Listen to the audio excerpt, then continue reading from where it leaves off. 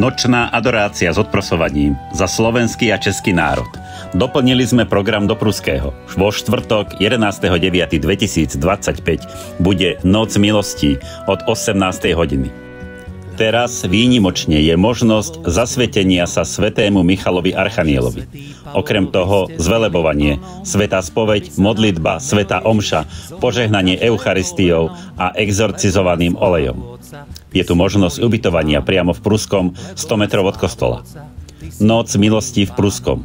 Adorácia, odprosovanie, zriekanie, zvelebovanie, svätý ruženec, korunka Božieho milosrdenstva, pobožnosť k svätej tvári, svätá hodinka, svätá omša, eucharistické požehnanie a svätá spoveď.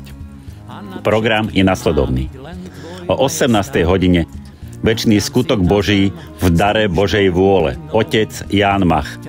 Boží skutok a jeho význam, večný akt Boží vo Svetom písme a v učení cirkvi, ľudské skutky vo Svetom písme a učení cirkvi, rozdiel medzi skutkom Božím a ľudským.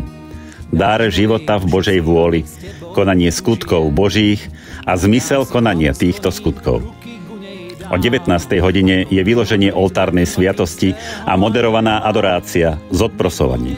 20:30 bude modlitba zriekania a oslobodenia. 20:40 zvelebovanie. 20:45 obliečka do škapuliara svätého Michala a zasvetenie. O 21:30 sa pomodlíme svätý ruženec.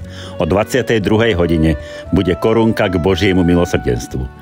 22:20 pobožnosť svätej tváre. O 23.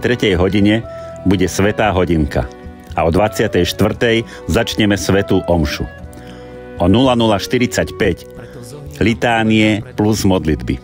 O 1 hodine ráno záverečné požehnanie so sviatosťou oltárnou a exorcizovaným olejom. Modlitba za dozučinenia. Pretože pohár Božej spravodlivosti je plný, preplnený, už preteká. Len mohutná sila modlitby a odprosujúceho pokánia ochránia svet pred tým, čo mu pripravila Božia spravodlivosť. Počúvnite aspoň teraz hlas vašej nebeskej matky. Potrebujem toľko odprosujúcej modlitby a ochotne obetovaného utrpenia. Tešíme sa na každého z vás. Pozývame vás k osobnej účasti. Nočná adorácia. Navštevuj ma a zotrvávaj so mnou v noci a ja budem pracovať pre teba počas dňa. Až v nebi spoznáš hodnotu takto strávenej hodiny.